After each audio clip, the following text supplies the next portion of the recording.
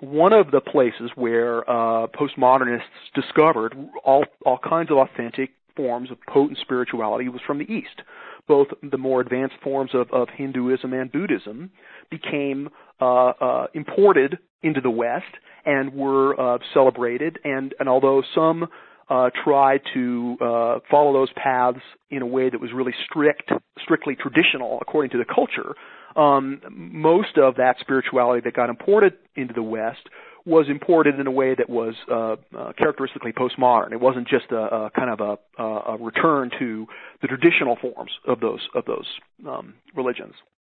And so, right. when we brought Eastern spirituality to the West and recognized how beautiful and powerful it was, some aspects of it got a free ride.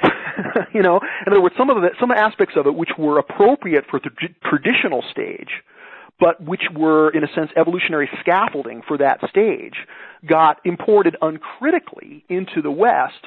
And because it was sort of Eastern, we thought it was, naturally just good. We couldn't tell the difference between the elements of it which were eternal and enduring and that were able to bear spiritual fruits in our time and in our place, from the parts which were kind of ethnocentric or kind of features of traditional worldview and its conformist limitations.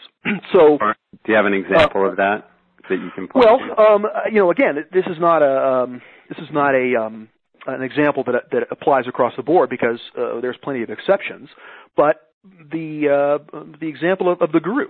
Right? I mean, again, I have great respect for Andrew Cohen in the role of guru, and I think he's doing a fabulous job. And so what I'm about to say doesn't apply to him or others who are doing a great job. But, the idea that you surrender to a higher person, you sort of give up, you completely become devotional to another person, even no matter how enlightened, that has elements of conformist consciousness, right? Another name for the traditional worldview is the conformist worldview, and you can see it, for example, in traditional forms of fundamentalism in the West, right? There's no questioning; you just you do as you're told, you're obedient, and of course that feature of conformism is true in traditional stage, both East and West.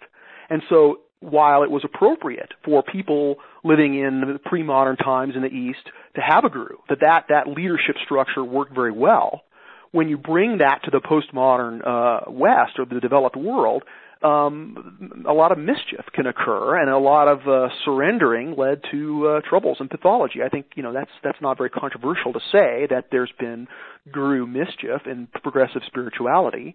And that doesn't mean that structure is can't be carried forward and updated and purged of the negative elements. But that's an aspect of Eastern spirituality that was carried forward somewhat uncritically, at first, and caused pathologies. And so, for example, when modernism looks at progressive spirituality, and sees it as flaky or criticizes it, they can point to these things, these elements of the pre-modern that have been carried forward into the postmodern uncritically.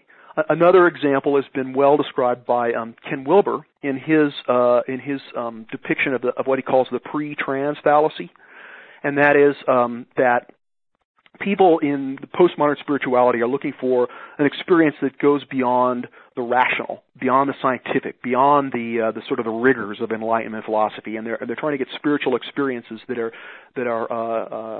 sort of unitary, that these spiritual experiences are beyond what the reasoning mind can know, and those are all extremely positive aspects. I mean, I'm sure you and we've both had these kind of trans-rational experiences. But one of the pitfalls of progressive spirituality, as Wilber elegantly describes, is that sometimes that magical thinking, pre-modern thinking, pre-rational thinking is confused for trans-rational. So if it's not rational, it's just seen as naturally trans-rational. even though that, part of it may be transrational, but a big part of it may be magical, pre-modern, pre-rational thinking, which I don't think really helps us on our spiritual journey. So being able to tell the difference between those two is something that has been difficult for progressive spirituality, and that's, connects to what I described earlier as this sort of anything goes ethic, whereby, if it's not mainstream, if it's not modern, if it's not traditional Western spirituality, then it's got to be, the way forward. And, I think we can agree that that's not always the case.